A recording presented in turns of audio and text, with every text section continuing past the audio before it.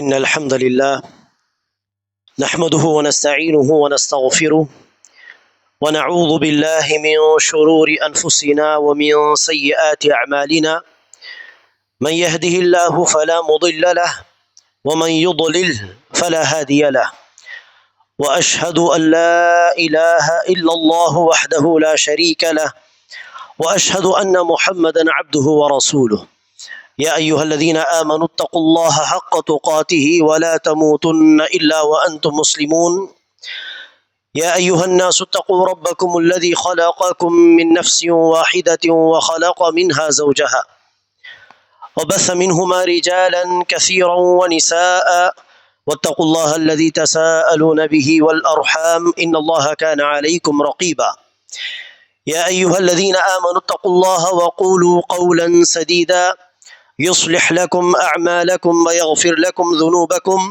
ومن يطع الله ورسوله فقد فاز فوزا عظيما أما بعد فإن خير الحديث كتاب الله وخير الهدي هدي محمد صلى الله عليه وسلم وشر الأمور محدثاتها وكل محدثة بدعة وكل بدعة ضلالة وكل ضلالة في النار. கண்ணியத்திற்குரிய எனதருமை சகோதர சகோதரிகளே, சென்ற ஒரு ஜும்மாவில் நாம் ஜனாசா தொடர்பான சில சட்டங்களை பார்த்தோம். அதன் தொடர்ச்சியாக இந்த ஜும்மாவிலும் அல்லாஹ் நாடினால் அடுத்து ஓரிரண்டு ஜும்மாக்களிலும் ஜனாசா தொடர்பான மார்க்கம் சொல்லக்கூடிய சட்டங்கள் என்ன என்பதை நாம் தெரிந்து கொள்வோம். அன்பானவர்களே, திருமணங்கள் நடக்கும் பொழுதும் அதே போல ஜனாசா சம்பந்தப்பட்ட விஷயங்களிலும் பல பேர் இப்படிதான் செய்ய வேண்டும், அப்படிதான் செய்ய வேண்டும், இப்படி செய்யக்கூடாது, அப்படி செய்யக்கூடாது என்று இஷ்டத்துக்கு மார்க்க தீர்ப்பு வழங்குவதை நாம் பார்ப்போம். அப்படி இருக்கும் பொழுது திருமணங்கள் தொடர்பாக இருக்கட்டும், அல்லது ஜனாசா தொடர்பாக இருக்கட்டும், அல்லது நம்முடைய வாழ்க்கை தொடர்பான எந்த துறை எந்த பகுதியாக இருக்கட்டும், மார்க்கம் என்ன சட்டங்கள் சொல்கிறது, மார்க்கம் சொன்ன ஹராம் ஹலாலுடைய விதிமுறைகள் என்ன என்று தெரிந்து கொண்டு அந்த அடிப்படையில் தான் செய்ய வேண்டும். மக்கள் என்ன செய்வார்கள், இஷ்டத்துக்கு தன் புறத்திலிருந்தே கல்வி இல்லாமல் ஃபத்வா மார்க்க தீர்ப்பு வழங்கி விடுவார்கள். அந்த அடிப்படையில் தான் ஜனாசா தொடர்பாகவும் பல பேர் பலவிதமாக பேசுவார்கள். இப்படி செய்யுங்கள், அப்படி செய்யுங்கள், இப்படிதான் வைக்க வேண்டும், அப்படி வைக்கக்கூடாது என்று பல சட்டங்கள். அப்படி இருக்கும் பொழுது ஜனாசா தொடர்பாக இஸ்லாம் என்ன சொல்கிறது என்பதை தெரிந்து கொண்டு அந்த அடிப்படையில் ஜனாசாவுக்கு செய்ய வேண்டிய கடமைகளை மார்க்க கட்டளைக்கு இணங்க நாம் செய்வது அவசியமாகும். அந்த அடிப்படையில் ஏற்கனவே நாம் சில சட்டங்களை பார்த்தோம். அதன் தொடர்ச்சியாக அன்பானவர்களே, ஒருவர் இறந்து விட்டார் என்று உறுதியாக தெரிந்து விட்டது என்று சொன்னால் அருகில் இருக்கக்கூடியவர்கள் அல்லது உறவினர்களுக்கு அனுமதிக்கப்பட்ட சில காரியங்கள் என்னவென்றால், ஒருவர் இறந்த பிறகு உடனே செய்யக்கூடிய சில விஷயங்கள், இறந்தவருடைய முகத்தை கஃன் துணி மேலே போட்டிருந்தாலும் இறந்தவருடைய முகத்தை திறந்து வைப்பதும், இறந்தவரை பார்க்கும் பொழுது கண்ணீர் வடிப்பதும், விரும்பினால் இறந்தவருடைய நெத்தியில் முத்தமிடுவதும் இது அனுமதிக்கப்பட்ட விஷயங்கள். சில பேர் சொல்லலாம், மையத்துடைய முகத்தை திறந்தெல்லாம் வைக்கக்கூடாது என்று. ஆனால் மார்க்கம் அப்படி சொல்லி இருக்கிறதா? திறந்து வைக்க கூடாது என்று மார்க்கம் சொல்கிறதா, அல்லது திறந்து வைக்கலாம் அனுமதி உண்டு என்று சொல்கிறதா என்று நாம் என்ன செய்ய வேண்டும்? மார்க்க அடிப்படையில் அதை பார்க்க வேண்டும். அந்த விதத்தில் பார்த்தால் மையத்துடைய முகத்தை திறந்து வைப்பதில் எந்தவித தப்பும் கிடையாது. அதே போல பார்க்கும் பொழுது கண்ணீர் வடித்தால் அதுவும் தப்பு கிடையாது. அதே போல விரும்பினால் மையத்துடைய நெத்தியில் முத்தமிடலாம். ஜாபிர் ரலியல்லாஹு அன்ஹு அவர்கள் அறிவிக்கிறார்கள், என்னுடைய தந்தை அதாவது அப்துல்லா ரலியல்லாஹு அன்ஹு அவர்கள் அன்சாரி, அவர்கள் ஷஹீதாக்கப்பட்ட பிறகு ஜாபிர் ரலியல்லாஹு அன்ஹு அவர்கள் சொல்கிறார்கள், என்னுடைய தந்தை மீது இருந்த துணியை அகற்றி நான் அழுதேன். மக்கள் என்னை தடுத்தார்கள், அப்படி மையத்துடைய முகத்தை திறக்க கூடாது என்று தடுத்தார்கள். லா யன்ஹானி அன்-நபி ஸல்லல்லாஹு அலைஹி வஸல்லம், ஆனால் நபிகள் நாயகம் என்னை தடுக்கவில்லை. மையத்துடைய முகத்தை திறக்க கூடாது என்றெல்லாம் நபிகள் நாயகம் சொல்லவில்லை, மக்கள் தான் என்னை தடுத்தார்கள் என்று ஜாபிர் பின் அப்துல்லா ரலியல்லாஹு அன்ஹு அவர்கள் சொல்கிறார். நபிகள் நாயகம் ஸல்லல்லாஹு அலைஹி வஸல்லம் அவர்கள் உஸ்மான் பின் மதுஊன் ரலியல்லாஹு அன்ஹு அவர்கள் வஃபாத்தான பொழுது, உஸ்மான் பின் அஃபான் கிடையாது, உஸ்மான் பின் மதுஊன் என்கிற இன்னொரு சஹாபி, அவர்கள் வஃபாத்தான பொழுது அவர்களை பார்ப்பதற்காக ரசூல் அவர்கள் வந்தார்கள். வந்து உஸ்மான் பின் மதுஊன் மீது துணி இருந்தது. ரசூல் அவர்கள் அந்த துணியை அகற்றிவிட்டு உஸ்மான் பின் அஃபானுடைய முகத்தில் அல்லது நெத்தியில் ரசூல் அவர்கள் முத்தமிட்டார்கள். ஆயிஷா ரலியல்லாஹு அன்ஹா அவர்கள் சொல்கிறார்கள், அப்போது நான் பார்த்தேன் நபி ஸல்லல்லாஹு அலைஹி வஸல்லம் கன்னங்களில் கண்ணீர் வடிந்து கொண்டிருந்தது, ரசூல் அவர்கள் அழுதார்கள் என்று ஆயிஷா ரலியல்லாஹு அன்ஹா அவர்கள் அறிவிக்கிறார்கள். அதே போல் அன்பானவர்களே, நபிகள் நாயகம் ஸல்லல்லாஹு அலைஹி வஸல்லம் அவர்கள் வஃபாத்தான பொழுது நபி ஸல்லல்லாஹு அலைஹி வஸல்லம் அவர்களுடைய வஃபாத் செய்தி கேட்டதும் அபூபக்கர் சித்திக் ரலியல்லாஹு அன்ஹு அவர்கள் விரைந்து வந்தார்கள். வந்து நபி ஸல்லல்லாஹு அலைஹி வஸல்லம் அவர்களுடைய அறையில், ஆயிஷா ரலியல்லாஹு அன்ஹாவுடைய அறையில் அபூபக்கர் சித்திக் ரலியல்லாஹு அன்ஹு அவர்கள் நுழைந்தார்கள். வந்து நபி ஸல்லல்லாஹு அலைஹி வஸல்லம் அவர்களுடைய முகத்தில் இருந்த திரை அகற்றி, துணி அகற்றி நபிகள் நாயகம் ஸல்லல்லாஹு அலைஹி வஸல்லம் அவர்களுக்கு அவர்கள் முத்தமிட்டார்கள், நெத்தியில் முத்தமிட்டார்கள். பிறகு சொன்னார்கள், பி அபி அன்த வ உம்மி, உங்கள் மீது என்னுடைய தாய் தந்தை அர்ப்பணமாகட்டும். திப்த ஹய்யன் வ மையித்தன், நீங்கள் உயிரோடு இருந்தும் உங்களிடமிருந்து நறுமணம் தான் வந்தது, நீங்கள் மையித்தாக இருக்கும் பொழுதும் உங்களுடைய உடலில் இருந்து நறுமணம் தான் வருகிறது என்று இந்த வார்த்தைகளை சொன்னார்கள். ஆக அன்பானவர்கள், இப்படி மையத்துடைய முகத்தை திறந்து வைப்பதோ அல்லது விரும்பினால் அந்த மையத்துக்கு முத்தமிடுவதோ, நெத்தியில் முத்தமிடுவதோ, அதே போல துக்கத்தின் காரணமாக கண்ணீர் வடிப்பதோ இது தவறே கிடையாது. நபிகள் நாயகம் ஸல்லல்லாஹு அலைஹி வஸல்லம் அவர்கள் ஒரு முறை சஹாபா பெருமக்களோடு ரசூலுக்கு பிறந்த ஆண் பிள்ளை இப்ராஹிம் ரலியல்லாஹு அன்ஹு அவர்களை ஒரு வீட்டில் ரசூல் அவர்கள் கொடுத்திருந்தார்கள். அந்த காலத்தில் என்ன செய்வார்கள், சிறு பிள்ளையை குறிப்பாக அந்த ஆரம்ப காலத்தில் தாய் மிக பலவீனமாக இருக்கும் அந்த கட்டத்தில் பெற்றெடுத்த பிறகு அந்த பலவீனங்கள் நீங்கும் வரை குறைந்தது என்ன செய்வார்கள், வேறு ஒருவருடைய வீட்டில் அந்த பிள்ளையை கொடுத்து பொறுப்பு கொடுத்து வளர்க்க சொல்வார்கள். அப்படி ரசூலுடைய அந்த பிள்ளை இப்ராஹிம் ஒரு நபருடைய வீட்டில் இருந்தது. அபு சைஃப் என்பவர் அவருடைய வீட்டில் இருக்கும் பொழுது சஹாபா பெருமக்களோடு ரசூல் அவர்கள் சென்றார்கள். தன்னுடைய பிள்ளை இப்ராஹிமை எடுத்து அந்த பிள்ளை நுகர்ந்து பார்த்து ரசூல் அவர்கள் முத்தமிட்டார். அப்போது அருகில் இருந்த சஹாபி அப்துல் ரஹ்மான் பின் அவுஃப் அவர்கள் கேட்டார்கள், யா ரசூலல்லாஹ், இப்படி ஒரு சம்பவம் நடந்தது, ரசூல் அவர்கள் முத்தமிட்டதாக. மீண்டும் ஒரு முறை சஹாபா பெருமக்களோடு ரசூல் அவர்கள் இப்ராஹிம் வஃபாத்தான பொழுது, அந்த நபருடைய வீட்டில் இருக்கும் பொழுதே இப்ராஹிம் வஃபாத்தாகி விட்டார், ரசூலுடைய குழந்தை, கை குழந்தை. மீண்டும் ரசூல் சஹாபாவோடு சென்றார்கள். அப்போது இப்ராஹிமை ரசூல் அவர்கள் கையில் வாங்கினார்கள், முத்தமிட்டார்கள், மேலும் கண்ணீர் வடித்தார்கள், அழுதார்கள். அப்போது அப்துல் ரஹ்மான் பின் அவுஃப் ரலியல்லாஹு அன்ஹு அவர்கள் கேட்கிறார், வ அன்த யா ரசூலல்லாஹ், அல்லாஹ்வின் தூதரே நீங்களுமா அழுகிறீர்கள்? இப்படிப்பட்ட சந்தர்ப்பங்களில் நபி ஸல்லல்லாஹு அலைஹி வஸல்லம் சொன்னார்கள், யா அப்துல் ரஹ்மான் பின் அவுஃப், இன்னஹா ரஹ்ம, அப்துல் ரஹ்மான் பின் அவுஃப் அவர்களே, இது கருணை, அல்லாஹ் நம்முடைய உள்ளத்தில் படைத்திருக்கக்கூடிய கருணை இது, அந்த கருணையின் வெளிப்பாடுதான் இப்படிப்பட்ட சந்தர்ப்பங்களில் நாம் அழச் செய்கிறோம் என்று சொல்லிவிட்டு நபி ஸல்லல்லாஹு அலைஹி வஸல்லம் அவர்கள் தன்னுடைய இறந்த குழந்தையை இப்ராஹிமை பார்த்து சொன்னார்கள், இன்னல் ஐன லததுமா, நிச்சயமாக இந்த சந்தர்ப்பங்களில் கண்கள் கண்ணீர் வடிக்கிறது. வ இன்னல் கல்ப லயஹ்ஸுன், உள்ளம் துக்கத்தால் வாடுகிறது. இப்ராஹிமே, உன்னை பிரிந்து நாங்கள் துக்கத்தில் இருக்கிறோம். இருந்தாலும் இந்த சந்தர்ப்பத்திலும் துக்கத்தை, ஒரு முசீபத்தை, சோதனையை சந்திக்கக்கூடிய எந்த நேரத்திலும் கூட நம்முடைய இரட்சகனுக்கு, ரப்புக்கு பிடிக்காத வார்த்தைகளை நாங்கள் சொல்ல மாட்டோம். ரப்புடைய பொருத்தத்துக்கு ஏற்ற வார்த்தைகளை மட்டுமே நாங்கள் பேசுவோம் இந்த துக்கத்திலும் முசீபத்திலும் என்று நபி ஸல்லல்லாஹு அலைஹி வஸல்லம் அவர்கள் சொன்னார்கள். அடுத்தபடியாக அன்பானவர்களே, இது அனுமதிக்கப்பட்ட சில விஷயங்கள். அருகில் இருக்கக்கூடியவர்கள் அல்லது உறவினர்கள் மீது வாஜிபான சில விஷயங்கள் என்ன, கடமையாக கூடிய வாஜிபான சில விஷயங்கள் என்ன என்று பார்க்கும் பொழுது, மிக முக்கியமாக ஒருவர் இறந்து விட்டார், நண்பர் அல்லது உறவினர் ஒருவர் இறந்து விட்டார் என்று சொன்னால் அந்த செய்தியை கேட்ட பிறகு பொறுமையை கடைபிடிக்க வேண்டும். பொறுமையை கடைபிடிக்க வேண்டும். அல்லாஹ்வுடைய விதியை, அல்லாஹ் சுப்ஹானஹு வ தஆலா இவர்களுக்கு இவ்வளவுதான் ஆயுட்காலத்தை எழுதினான், அல்லாஹ் இவருக்கு எழுதிய அந்த அஜல் நேரம் வந்துவிட்டது, அவர்கள் சென்று விட்டார், அடுத்து நம்முடைய நேரம் வரும், நாங்களும் சென்று விடுவோம் என்று அல்லாஹ்வுடைய விதியை பொருந்திக் கொள்வதும், மேலும் பொறுமையை கடைபிடிப்பதும். பொறுமை என்று சொன்னால் என்ன, அந்த செய்தி கேட்டதில் இருந்தே என்ன செய்ய வேண்டும், பொறுமைக்கு மாற்றமான எந்த ஒரு செயலையும் செய்யக்கூடாது.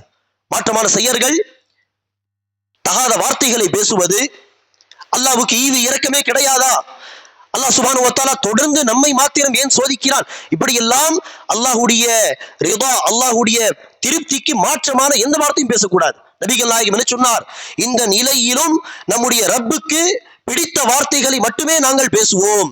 ஆக அந்த விஷயத்தில் ஒவ்வொரு மூமினும் உறுதியாக இருக்க வேண்டும். பேசக்கூடாத வார்த்தைகளை பேசுவதோ அல்லது பொறுமைக்கு மாற்றமாக கத்தி அழுவதோ, அழலாம், கண்ணீர் வடிப்பதற்கு அனுமதி உண்டு. ஆனால் கத்தி கதறி அழுவது இதற்கெல்லாம் அனுமதி கிடையாது. அதை குறித்து நாம் அடுத்து மீண்டும் பேசுவோம். அன்பானவர்களே, பொறுமைக்கு மாற்றமான எந்த ஒரு செயலையும் செய்யக்கூடாது, பொறுமையை கடைபிடிக்க வேண்டும். அனஸ் பின் மாலிக் ரலியல்லாஹு அன்ஹு அவர்கள் அறிவிக்கிறார்கள், நபிகள் நாயகம் ஸல்லல்லாஹு அலைஹி வஸல்லம் அவர்கள் ஒரு முறை ஒரு கபருக்கு, மண்ணறைக்கு நெருக்கமாக உட்கார்ந்து அழுது கொண்டிருந்த ஒரு பெண்மணியை கடந்து சென்றார்கள். ரசூலோடு சில சஹாபாக்களும் இருந்தார்கள். கடந்து செல்லும் பொழுது நபி ஸல்லல்லாஹு அலைஹி வஸல்லம் அவர்கள் அந்த பெண்மணியை நோக்கி சொன்னார்கள், இத்தகில்லாஹ வஸ்பிரி, அல்லாஹ்வை அஞ்சிக்கொள், மேலும் பொறுமையை கடைபிடி. அநேகமா அந்த பெண்மணி சப்தமாக அழுது இருக்கலாம், பொறுமைக்கு மாற்றமாக ஏதாவது செய்திருக்கலாம். ஆகவே ரசூல் அவர்கள் அந்த பெண்மணியை நோக்கி சொன்னார்கள், அல்லாஹ்வை அஞ்சிக்கொள், மேலும் பொறுமையை கடைபிடி என்று சொன்னதும் அந்த பெண்மணி ரசூலை திரும்பி பார்க்கவில்லையா என்ன தெரியவில்லை.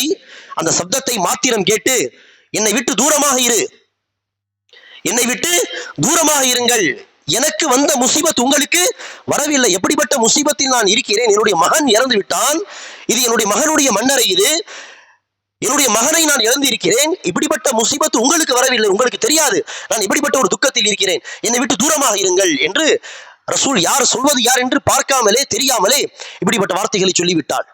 ரசூல் அவர்கள் சொல்லிவிட்டாங்கிறது கடந்து விட்டார்கள். அடுத்து சஹாபாக்கள் அந்த பெண்ணிடம் சொன்னார்கள், உங்களை பார்த்து அல்லாஹ்வை அஞ்சிக் கொள்ளுங்கள், பொறுமையாக இருங்கள் என்று சொன்னது நபிகள் நாயகம் ஸல்லல்லாஹு அலைஹி வஸல்லம் அவர்கள். சொன்னதும் அந்த பெண்மணி அலறி அடித்து பயந்து ரசூலை நோக்கி ரசூலுடைய வீட்டுக்கு சென்றார்கள். கதவு தட்டினார்கள். நபி ஸல்லல்லாஹு அலைஹி வஸல்லம் அவர்கள் யார் என்று கேட்க, யா ரசூலல்லாஹ், நீங்கள் தான் என்னை நோக்கி இப்படி சொன்னீர்கள் என்று தெரியாமல் இந்த வார்த்தையை நான் பேசிவிட்டேன். அந்த வார்த்தை கூட பாருங்கள், ஒரு விதத்தில் பொறுமைக்கு மாற்றமான வார்த்தை தானே. அந்த வார்த்தை என்னது? ரசூல் அவர்கள் சொன்ன வார்த்தை என்ன? அல்லாஹ்வை அஞ்சிக்கொள், பொறுமையை கடைபிடி. இந்த வார்த்தையில் என்ன தப்பு இருக்கிறது? ஆனால் அந்த பெண்மணி எப்படி பொறுமையை கடைபிடிக்க வேண்டுமோ அந்த விதத்தில் கடைபிடிக்கவில்லை என்பதற்கான ஒரு எடுத்துக்காட்டு தான், என்னை விட்டு தூரமாக இரு, எனக்கு வந்த முசீபத் உனக்கு வரவில்லை. இந்த வார்த்தை கூட அந்த பெண்மணி பொறுமையை இழந்து விட்டாள் என்பதற்கான ஒரு எடுத்துக்காட்டு. ஆக நபி ஸல்லல்லாஹு அலைஹி வஸல்லம் அவர்கள் சொன்னார்கள் அந்த பெண்மணியை நோக்கி மீண்டும், அஸ்ஸப்ரு இன்த ஸத்மத்தில் ஊலா, உண்மையான பொறுமை, மார்க்கம் சொல்லக்கூடிய அந்த பொறுமை என்பது சோதனை வந்து நம்மை தாக்குமே அந்த முதல் கட்டத்தில் இருந்தே கடைபிடிப்பதுதான் உண்மையான பொறுமை என்று சொன்னார்கள். ஆக பொறுமை என்பது என்ன கிடையாது, ஒரு முசீபத் வந்தது, நம்முடைய வாழ்க்கையில் ஒரு துன்பம் ஏற்பட்டது, ஆரம்பத்தில் கத்தி கதறி அழுது விட்டோம், அல்லாஹ் சுப்ஹானஹு வ தஆலாவுடைய விதியை பொருந்தி கொள்ளாமல் அல்லாஹ் சுப்ஹானஹு வ தஆலாவுக்கு இரக்கமே கிடையாதா, அல்லாஹ் சுப்ஹானஹு வ தஆலாவுக்கு ஈவு கிடையாதா என்றெல்லாம் பேசிவிட்டோம். சில நாட்கள் கழித்து சரி பொறுமையாக இருக்கலாம் என்று சொன்னால் இது பொறுமை கிடையாது. நம்முடைய வாழ்க்கையில் அந்த சோதனை வந்து நம்மை தாக்கியதே, அந்த சோதனை தாக்கிய முதல் கட்டத்தில் இருந்தே பொறுமையை கடைபிடிப்பதுதான் உண்மையான பொறுமை என்று நபி ஸல்லல்லாஹு அலைஹி வஸல்லம் அவர்கள் சொன்னார்கள். ஆகவே என்பார்களே, நம்முடைய வாழ்க்கையில் ஒரு சோதனை வந்தால், ஒரு துன்பம் வந்தால், நம்முடைய உறவினர், நம்முடைய நண்பர் ஒருவர் இறந்து விட்டால் அந்த செய்தியை கேட்ட அந்த நொடியில் இருந்தே பொறுமையை கடைபிடிக்க வேண்டும். கண்ணீர் வடிப்பது தப்பு கிடையாது, ஆனால் கத்தி கதறி அழக்கூடாது. அல்லாஹ்வுக்கு எதிராகவோ அல்லாஹ் எழுதிய விதி கதா கதருக்கு எதிராகவோ எந்த வார்த்தையும் பேசக்கூடாது. நபிகள் நாயகம் ஸல்லல்லாஹு அலைஹி வஸல்லம் அவர்கள் ஒரு ஹதீஸில் சொல்கிறார்கள், இன்னல்லாஹ லா யர்தா லிஅப்திஹில் முஃமின் இதா ذهب بصفيه من اهل الارض فصبر واحتسب بثواب دون الجنه. அல்லாஹ் சுப்ஹானஹு வ தஆலா தன்னுடைய ஒரு மூமினான அடியாரின் மிக நேசத்திற்குரியவரை அல்லாஹ் எடுத்துக்கொண்டால், மௌத்தை கொடுத்து அல்லாஹ் தன் பக்கம் அவர்களை அழைத்து கொண்டால், அந்த நேரத்தில் அந்த மூமினான அடியார் பொறுமையை கடைபிடித்து அல்லாஹ்விடத்தில் அந்த பொறுமைக்கான கூலியை எதிர்பார்ப்பாரையானால் அப்படிப்பட்ட அடியாருக்கு சொர்க்கத்தை தவிர அல்லாஹ் எந்த ஒரு கூலியையும் விரும்ப மாட்டான். அப்படிப்பட்ட அடியாருக்கு அல்லாஹ் சொர்க்கத்தை மாத்திரம்தான் விரும்புவான். அப்படிப்பட்ட அடியாருக்கு சொர்க்கத்தை தவிர அல்லாஹ் எந்த கூலியையும் விரும்ப மாட்டான் என்று நபிகள் நாயகம் ஸல்லல்லாஹு அலைஹி வஸல்லம் சொல்கிறார்கள். ஆக அன்பானவர்களே, யார் இறந்தாலும் சரி அந்த செய்தியை கேட்ட பிறகு பொறுமையை அந்த முதல் கட்டத்திலிருந்தே கடைபிடிக்க வேண்டும். பேசக்கூடாத வார்த்தைகளை, மார்க்கத்துக்கு முரணான வார்த்தைகளை பேசக்கூடாது, கத்தி கதறி அழக்கூடாது. அடுத்தபடியாக அன்பானவர்களே, இரண்டாவது ஒரு வாஜிப் தான். இதை வாஜிப் என்றுதான் அறிஞர்கள் சொல்கிறார்கள். இந்த இரண்டாவது விஷயத்தை, அதுதான் ஒரு மூமினான ஒரு நண்பரோ சகோதரரோ உறவினரோ இறந்து விட்டதாக ஒரு செய்தி நமக்கு கிடைத்தால் உடனே நாம் என்ன சொல்ல வேண்டும்? இன்னா லில்லாஹி வ இன்னா இலைஹி ராஜிஊன். இன்னா லில்லாஹ், இறந்த இவர் மாத்திரமல்ல, நாங்கள் எல்லோரும் அல்லாஹ்வுக்கு சொந்தமானவர்கள். இன்னா லில்லாஹ் வ இன்னா இலைஹி ராஜிஊன். இறந்த இவர் மாத்திரம் அல்லாஹ்வை நோக்கி போகவில்லை, நாங்கள் எல்லோரும் அல்லாஹ்வின் பக்கம் தான் திரும்பி போகிறோம். இன்று அவருடைய நேரம் வந்திருக்கிறது, நாளை நம்முடைய நேரம் வரும், எல்லோரும் அல்லாஹ்வின் பக்கம் தான் திரும்பி செல்ல போகிறோம் என்று இன்னா லில்லாஹி வ இன்னா இலைஹி ராஜிஊன் என்கிற வார்த்தையை சொல்வது ஒரு விதத்தில் என்னது, கடமை. அல்லாஹ் சுப்ஹானஹு வ தஆலா குர்ஆனிலே சொல்கிறான், பக்ரா அத்தியாயத்திலே, وَلَنَبْلُوَنَّكُمْ بِشَيْءٍ مِّنَ الْخَوْفِ وَالْجُوعِ وَنَقْصٍ مِّنَ الْأَمْوَالِ وَالْأَنْفُسِ وَالثَّمَرَاتِ. நிச்சயமாக நாங்கள் இந்த மக்களை சோதிப்போம். ஓரளவுக்கு அச்சத்தை கொண்டு அல்லது பொருளாதாரத்திலும் அல்லது மக்களிலும் நஷ்டத்தை ஏற்படுத்தி சிலருக்கு மௌத்தை கொடுத்து நிச்சயமாக நாங்கள் இப்படி பல விதத்தில் சோதிப்போம். அவ்வாறு சோதிக்கும் பொழுது யார் பொறுமையோடு இருக்கிறார்களோ நபியே, அத்தகைய பொறுமையாளர்களுக்கு நற்செய்தி கூறுவீராக.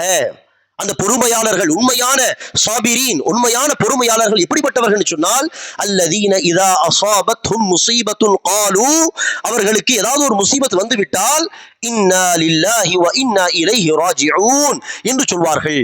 உலாயிக அலைஹிம் ஸலவாத்தும் மிர் ரப்பிஹிம் வ ரஹ்மா. அத்தகைய பொறுமையாளர்களுக்கு தான் அல்லாஹ்வின் புறத்திலிருந்து ஸலவாத், அருள் இருக்கிறது, ரஹ்மத், அல்லாஹ்வுடைய கருணை இருக்கிறது. வஉலாயிக ஹுமுல் முஹ்ததூன், அவர்கள்தான் நேர்வழி பெற்றவர்கள். ஆகவே அன்பானவர்களே, இப்படிப்பட்ட சந்தர்ப்பங்களிலே இன்னா லில்லாஹி வ இன்னா இலைஹி ராஜிஊன் என்கிற வார்த்தைகளை சொல்ல வேண்டும். இதே விஷயத்தை வலியுறுத்தும் விதமாக இன்னும் பல ஹதீஸ்களும் உண்டு. ஒருவர் இறந்தால் அந்த நேரத்தில் இன்னா லில்லாஹ் சொல்ல வேண்டும் என்பதை வலியுறுத்தும் விதமாக. அடுத்தபடியாக அன்பானவர்களே, இறந்த பிறகு சில குறிப்பிட்ட மக்கள் மீது, குறிப்பாக சொல்வதாக இருந்தால், ஒரு கணவர் இறந்து விட்டார் என்று சொன்னால் இறந்தவருடைய மனைவி மீது வரக்கூடிய ஒரு வாஜிப் கடமைதான், அவர்கள் இத்தாவில் இருக்க வேண்டும். இத்தாவில் இருக்க வேண்டும். அந்த இத்தா காலம் என்பது 4 மாதங்கள் 10 நாட்கள். இந்த விஷயத்தில் பரவலாக மக்கள் என்ன சொல்கிறார்கள், பேசிக் கொள்கிறார்கள். ஒருவர் வயோதிகம் அடைந்திருந்தால் 50 வயது 60 வயது ஒரு பெண்மணி தாண்டி விட்டார்கள் சொன்னால் அவர்களுக்கு 40 நாள் போதும். இந்த 40 நாள் என்கிற சட்டத்தை மக்கள் எங்கிருந்து கொண்டு வந்தார்கள் தெரியவில்லை. யார் தன்னுடைய பாக்கெட்டிலிருந்து இந்த ஃபத்வாவை கொண்டு வந்தார்கள் தெரியவில்லை.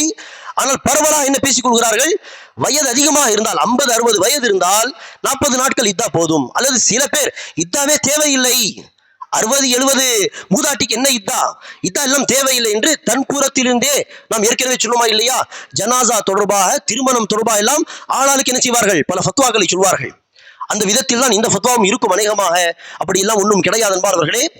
இறந்து விட்டால், கணவர் இறந்து விட்டால் மனைவி 4 மாதங்கள் 10 நாட்கள் இத்தா இருக்க வேண்டும். இதில் விதிவிலக்கு கிடையாது. ஆம், யாருக்கு விதிவிலக்கு உண்டு, வேறு சட்டம் உண்டு என்று சொன்னால், கர்ப்பமாக இருக்கக்கூடிய பெண்மணி, கர்ப்பமாக இருக்கும் பெண்மணிக்கு மாத்திரம் இத்தா காலம் காத்திருக்க வேண்டிய, அடுத்த திருமணத்தை குறித்து யோசிக்காமல், அதை குறித்து பேசாமல் அவசியம் காத்திருக்க வேண்டிய காலம் என்பது கர்ப்பிணி பொறுத்தவரையில் குழந்தையை பெற்றெடுப்பது. அது தலாக் விடப்பட்டாலும் சரி, அல்லது அந்த பெண்மணி தன்னுடைய கணவரை விட்டு ஹுலா வாங்கி கொண்டாலும் சரி, அல்லது கர்ப்பிணி பெண்ணுடைய கணவர் வஃபாத்தாகி விட்டாலும் சரி, எல்லா நிலையிலும் கர்ப்பிணி பெண்ணுக்கான இத்தா காலம் என்பது குழந்தையை பெற்றெடுப்பது. அது மற்ற பெண்களை விட சில சமயம் அதிகமாக கூட இருக்கலாம், அல்லது மற்ற பெண்களை விட அந்த பெண்ணுடைய இத்தா காலம் சுருங்கியும் போகலாம். ஒரு பெண்மணி இப்போதுதான் கர்ப்பமாக இருக்கிறார்கள், கணவர் இறந்து விட்டார், இப்போது அந்த பெண்மணி 8 மாதங்கள் 9 மாதங்கள் என்று குழந்தை பெற்றெடுக்கும் வரை இத்தாவில் இருக்க வேண்டும். அல்லது ஒரு பெண்மணி கர்ப்பமாக இருக்கிறார்கள், 8 மாதம் முழுமை அடைந்து விட்டது, 1 மாதம் தான் இருக்கிறது, கணவர் இறந்து விட்டார் என்று சொன்னால் அடுத்த மாதம் குழந்தை பெற்றெடுத்தவுடன் இத்தா காலம் முடிந்துவிடும். கர்ப்பிணி பெண்ணுக்கு மாத்திரம்தான் இந்த சட்டம், மற்ற எந்த பெண்களுக்கும் விதிவிலக்கு கிடையாது. எல்லா பெண்களுக்கும் 4 மாதங்கள் 10 நாட்கள் இத்தா.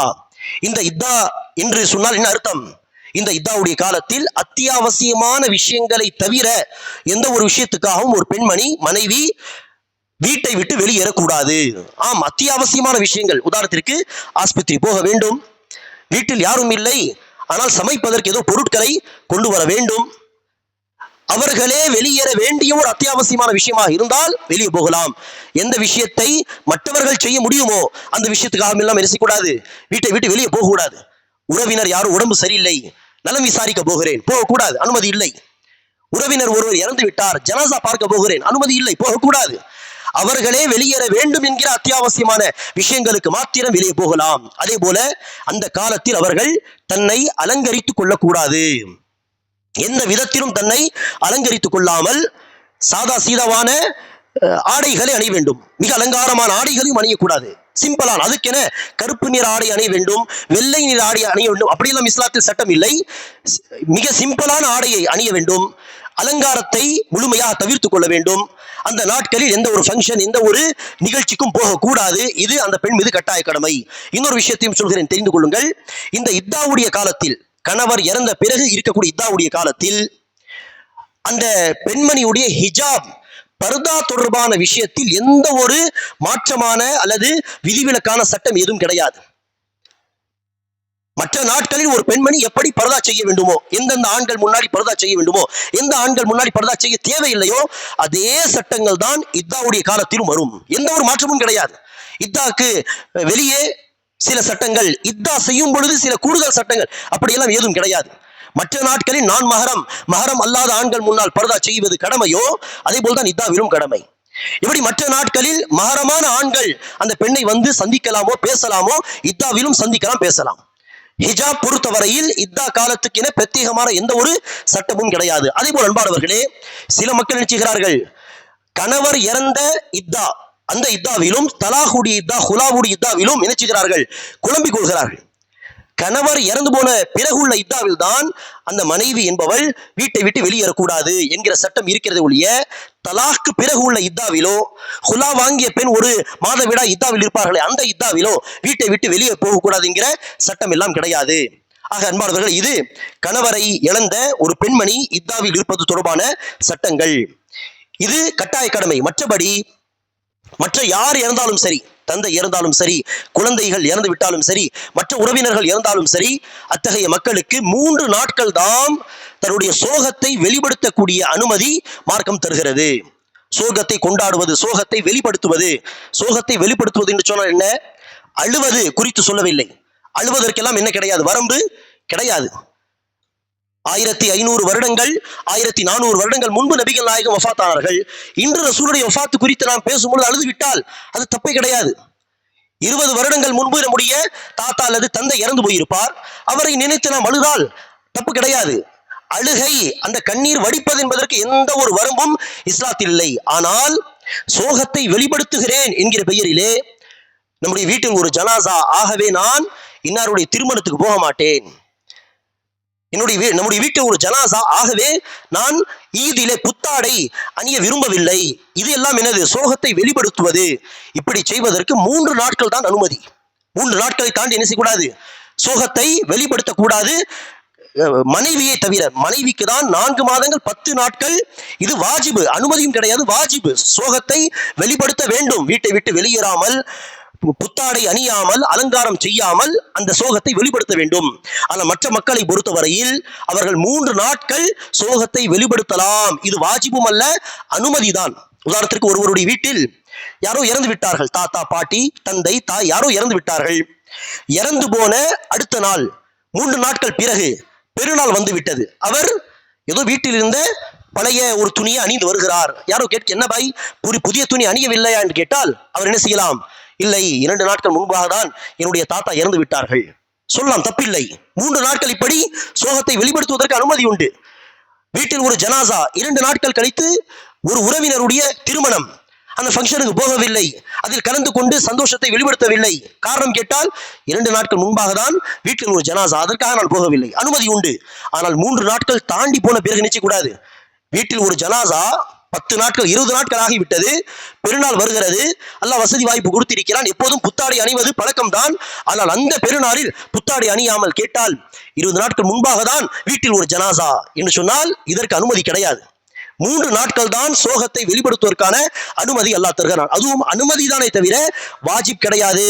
விரும்பினால் நினைச்சீங்களாம், நேற்று வீட்டில் ஒரு ஜனாசா, இன்று பெருநாள் இருக்கிறது, புத்தாடை அணியலாம், அது தவறு கிடையாது என்பதை நாம் புரிந்து கொள்ள வேண்டும். இறுதியாக அன்பானவர்களே, ஒருவர் இறந்த பிறகு உறவினர்கள், சம்பந்தப்பட்டவர்கள் அல்லது யாராக இருந்தாலும் அவர்கள் மீது அல்லாஹ் ஹராமாக்கிய சில விஷயங்கள் என்று பார்த்தால், ஏற்கனவே நாம் சுட்டி காட்டியது போல் இறந்தவருடைய அந்த துக்கத்தை வெளிப்படுத்துகிறோம் என்கிற பெயரிலே கத்தி புலம்பிக் கொண்டு கத்தி சில வார்த்தைகளை பேசிக்கொண்டு அழுவதோ, அல்லது தன்னை தானே முகத்தில் அல்லது நெஞ்சிலோ அடித்துக் கொள்வதோ, அல்லது தன்னுடைய ஆடையை கிழித்துக் கொள்வது, அல்லது பெண்களாக இருந்தால் தன்னுடைய வளையல்களை உடைத்துக் கொள்வது, இப்படிப்பட்ட அனாச்சாரங்களை செய்யக்கூடாது. மார்க்கத்தில் இதற்கு தடை விதிக்கப்பட்டுள்ளது.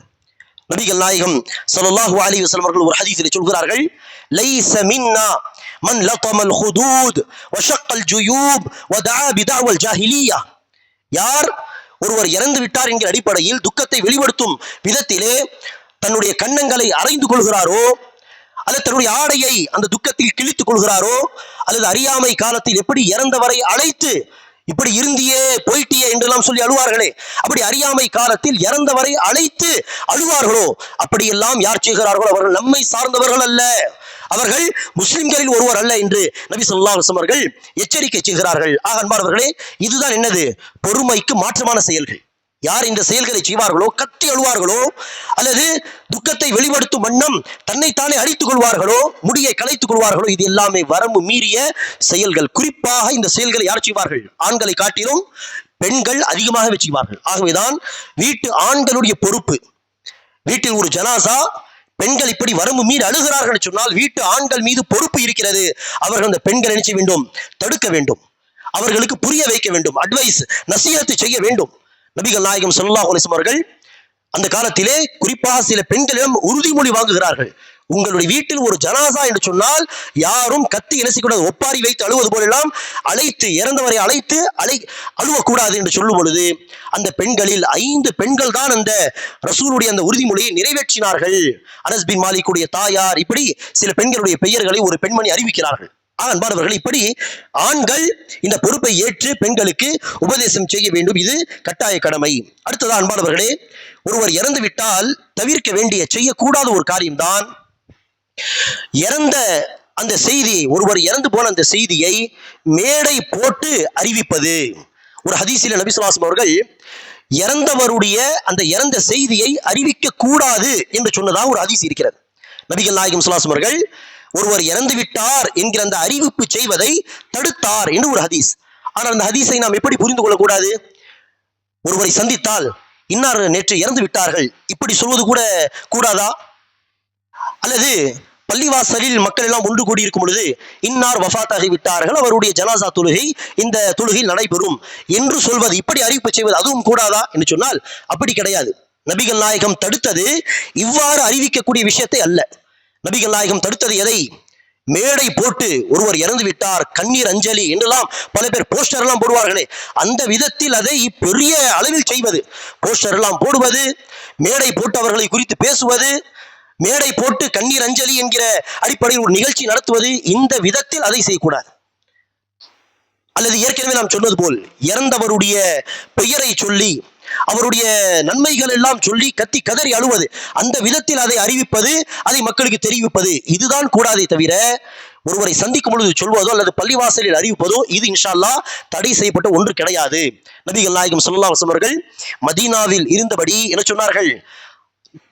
நஜாஷி என்கிற மன்னர், எத்தியோப்பியாவில் அபிசீனியாவில் நஜாஷி என்கிற அந்த சாலிஹான அடியார் இறந்து விட்டார் என்று சொல்லி அங்கு அவருக்கு ஜனாசா தொழுகை நடத்துவதற்கு யாரும் கிடையாது. ஆக ரசூல் அவர்கள் மதீனாவில் ஜனாசா தொழுகை நடத்தினார், அறிவிப்பும் செய்தார்கள். அங்கு அவருக்கு ஜனாசா தொழுகை யாருக்கும் தொலை வைக்க தெரியாது என்கிற அடிப்படையில், மேலும் அவர் முஸ்லிம்களுக்கு பெரிய அளவில் சேவை செய்தவர் என்கிற அடிப்படையில் ரசூல் அவர்கள் ஜனாசா தொழுகை நடத்தினார். அதே போல முத்தா என்கிற போரிலே நபி ஸல்லல்லாஹு அலைஹி வஸல்லம் அவர்கள் சஹாபாவை அனுப்பி வைத்தார்கள். 3000 படை வீரர்கள், அதில் 3 சஹாபாக்கள் ரசூல் அவர்கள் போர் தளபதிகளாக நியமித்தார்கள். ஸைத் பின் ஹாரிஸா தன்னுடைய வளர்ப்பு பிள்ளை, ஜாஃபர் பின் அபி தாலிப் தன்னுடைய சகோதரர், அதே போல அப்துல்லா பின் ரவாஹா, 3 பேரை ரசூல் அவர்கள் தளபதியாக நியமித்தார்கள். அங்கு போர் நடக்கிறது முத்தா என்கிற இடத்திலே. இங்கு மதீனாவில் அமர்ந்தபடி அல்லாஹ்வுடைய வஹியை அடிப்படையாக கொண்டு ரசூல் அவர்கள் சொன்னார்கள், ஸைத் பின் ஹாரிஸா ஷஹீதாகி விட்டார். அடுத்து அந்த போர் தளபதி என்கிற அந்த பொறுப்பை, கொடியை ஜாஃபர் எடுத்துக்கொண்டார்கள்.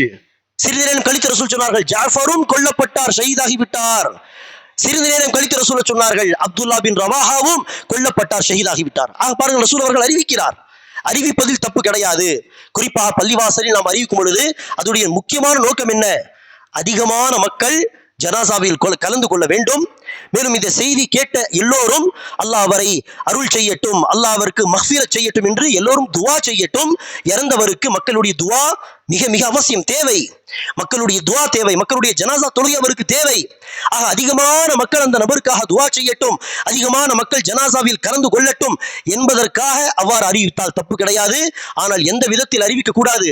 போஸ்டர் போட்டு அறிவிப்பது, மேடை போட்டு அதை குறித்து பேசுவது, இதை அவசியம் தவிர்த்துக் கொள்ள வேண்டும். இதைதான் நபிகள் நாயகம் ஸல்லல்லாஹு அலைஹி வஸல்லம் அவர்கள் இறந்தவரை குறித்து அறிவிப்பதை தடை விதித்தார் என்று ஒரு சஹாபி அறிவிக்கிறார்கள்.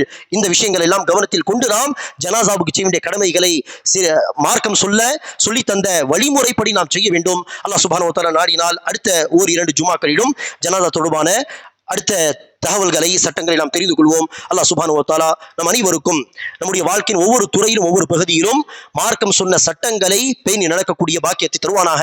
மார்க்கத்துக்கு மாற்றமான விஷயங்களை எல்லாம் சட்டமாக நினைத்து, மார்க்கமாக நினைத்து செய்வதை விட்டு, அந்த பிதஅத்துகளை விட்டு அல்லாஹ் நம்மை பாதுகாப்பானாக. ஆமீன். அகூலு கௌலி ஹாதா வஸ்தக்ஃபிருல்லாஹ் லி வ லக்கும் வ லிஸாயிரில் முஸ்லிமீன மின் குல்லி தன்ப் ஃபஸ்தக்ஃபிரூஹு இன்னஹு கஃபூர் ரஹீம்.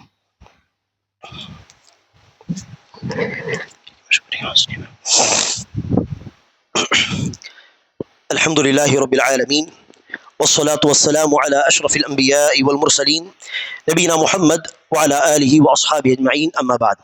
கண்ணியமிக்க சகோதர சகோதரிகளே, ஏற்கனவே சில ஜுமாக்களில் நாம் நபிகள் நாயகம் ஸல்லல்லாஹு அலைஹி வஸல்லம் அவர்களை நாம் உண்மையில் நேசிக்கிறோம் என்றால் என்ன செய்ய வேண்டும் என்பதை குறித்து பேசியிருக்கிறோம். ஒவ்வொரு வருடமும் இதை குறித்து நீங்கள் கேட்கிறீர்கள், ஜும்மாவிலும் சரி பயான்களிலும் சரி. ஆக நபி ஸல்லல்லாஹு அலைஹி வஸல்லம் அவர்களை நாம் உண்மையில் நேசிக்கக்கூடியவர்களாக இருந்தால் நபிகள் நாயகம் கொண்டு வந்த கொள்கையை நாம் பற்றி பிடித்துக் கொள்ள வேண்டும். நபியுடைய சுன்னத்துகளை, நபி வழியை பற்றி பிடித்துக் கொள்ள வேண்டும் தன்னுடைய வாழ்க்கையில், கொள்கையாலும் சொல்லாலும் செயலாலும். இதை விட்டுவிட்டு இன்று முஸ்லிம் சமூகத்தின் ஒரு பெரிய கூட்டம் நபியை நாங்கள் நேசிக்கிறோம் என்கிற பெயரிலே ரபியுல் அவல் 12 அது ரசூல் பிறந்த தேதி என்று உறுதியே கிடையாது. ஆனால் ரசூல் இறந்து போன தேதி என்பது உறுதி, ரபியுல் அவல் 12. ஆக ரசூலுடைய இறந்த நாளை பிறந்த நாள் என்று சொல்லி பரவலாக கொண்டாடுவதை பார்க்கிறோம். இது மிகப்பெரிய அறியாமை. பள்ளிவாசல்களில் அதற்கு சபைகள் கூட்டுவது, பிரியாணி சமைத்து போடுவது, சப்தமாக மைக்கிலே மௌலூது பாடுவது, அந்த மௌலூது பாடுவதிலே ரசூலை அல்லாஹ்வுக்கு நிகராக புகழ்ந்து ஷிர்கான அனாச்சாரங்கள் செய்வது, வரம்பு மீறி புகழ்வது என்று அத்தனை பிதஅத்துகளையும் அனாச்சாரங்களையும் ஷிர்கான விஷயங்களும் செய்கிறார்கள். அந்த மக்களை பார்த்து சிம்பிளான கேள்வி, நபிகள் நாயகம் கொண்டாடினார்களா? ரசூலுடைய சஹாபாக்கள், நம்மை விட ரசூலை பன்மடங்கு அதிகமாக நேசித்த ரசூலுடைய நேசர்கள் அபூபக்கர், உமர், உஸ்மான், அலி போன்ற சஹாபாக்கள் மீலாது நபி கொண்டாடினார்களா? ஏதாவது ஒரு ஹதீஸ் இருக்கிறதா மீலாது நபி கொண்டாடுவதற்கு என்று சிம்பிளான ஒரு கேள்வி கேட்டால் அதற்கு பதில் சொல்வதில்லை. மாறாக என்ன சொல்வார்கள்? ஏதாவது செய்தி உண்டா, அல்லாஹ் எழுதியிருக்கிறானா, ரசூல் எழுதியிருக்கிறார்களா என்று கேட்டால் ஒருவர் சொல்கிறார் பயானிலே, அல்லாஹ் சுப்ஹானஹு வ தஆலா சன்னி முஸ்லிம்களுடைய விதியில் எழுதிவிட்டான், ஆகவே நாங்கள் கொண்டாடுவோம். குர்ஆன் ஹதீஸில் இருக்கிறார் என்பதற்கு ஆதாரம் கிடையாது. என்ன ஆதாரம் தருகிறார்? சன்னி முஸ்லிம்களாகிய அஹ்லுஸ் சுன்னா முஸ்லிம்களுடைய விதியில் அல்லாஹ் எழுதிவிட்டான், ஆகவே நாங்கள் கொண்டாடுவோம் என்று சொல்வது. அல்லது நபி ஸல்லல்லாஹு அலைஹி வஸல்லம் அவர்களை நேசிக்கக்கூடியவர்கள் கொண்டாடுவார்கள், இப்லீஸ் தான் கொண்டாட மாட்டான். இப்படி மக்களுடைய உணர்ச்சியை தூண்டும் விதமான பேச்சுக்களை தான் அவர்களால் பேச முடியுமே தவிர தெளிவான ரசூலுடைய ஹதீஸுகளிலிருந்து, சஹாபா பெருமுடைய வாழ்க்கை வரலாறிலிருந்து தெளிவான ஒரு ஆதாரத்தையும் அவர்களால் மீலாது நபியுடைய கொண்டாட்டத்திற்கு கொண்டு வந்து காட்ட முடியாது. ஆக இது அனைத்துமே புதுமைகள், அனாச்சாரங்கள், பிதாத்துகளில் அல்லாஹுடைய மஹப்பத், அல்லாஹுடைய திருப்தி நமக்கு ஒருபோதும் கிடைக்காது. அதையெல்லாம் விட்டுவிட்டு நபி வழியை பற்றி பிடித்துக் கொள்ள வேண்டும். இதுதான் நாம் நபி ஸல்லல்லாஹு அலைஹி வஸல்லம் அவர்களை நேசிக்கிறோம் என்பதற்கான மிக முக்கியமான அடிப்படையான அடையாளமாகும். அல்லாஹ் சுப்ஹானஹு வ தஆலா நம் அனைவரையும் இந்த பிதாத்துகளை விட்டு காப்பாற்றுவானாக. ஆமீன். ரப்பனா ظلمنا أنفسنا وإن لم تغفر لنا وترحمنا لنكونن من الخاسرين. اللهم آت أنفسنا تقواها وزكها أنت خير من زكاها أنت وليها ومولاها. اللهم أعز الإسلام والمسلمين وانصر الإسلام والمسلمين واخذل الكفرة واليهود والنصارى والمشركين. ربنا ظلمنا أنفسنا وإن لم تغفر لنا وترحمنا لنكونن من الخاسرين. ربنا آتنا في الدنيا حسنة وفي الآخرة حسنة وقنا عذاب النار. اللهم آت أنفسنا تقواها وزكها أنت خير من زكاها أنت وليها ومولاها. اللهم صل على محمد وعلى آل محمد كما صليت على إبراهيم وعلى آل إبراهيم إنك حميد مجيد.